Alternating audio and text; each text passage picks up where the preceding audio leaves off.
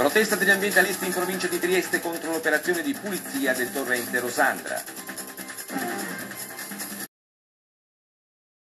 Il giornale del Friuli Venezia Giulia, ambientalisti mobilitati in provincia di Trieste per la protesta contro l'operazione di pulizia dell'alveo del torrente Rosandra da parte della protezione civile, constata il taglio di numerosi alberi anche di pregio. Durante la manifestazione di protesta sono state raccolte quasi 1600 firme. Sentiamo Eva Ciuc.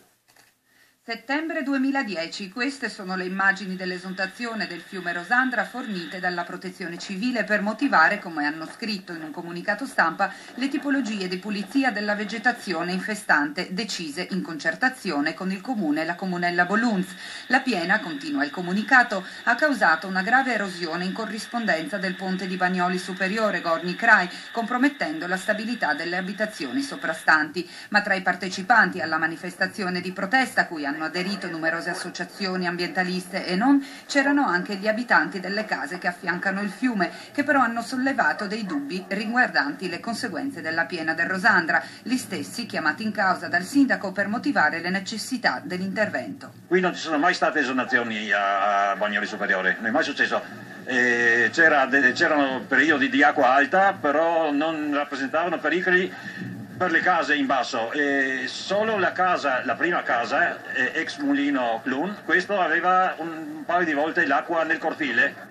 Tra i sostenitori della protesta anche i rappresentanti della Comunella Bolunz, che sin dall'inizio hanno sostenuto l'intervento di pulizia della Protezione Civile. Tutti siamo d'accordo che una periodica manutenzione degli alberi sia necessaria, però chi poteva aspettarsi che diventasse un disastro di questa portata?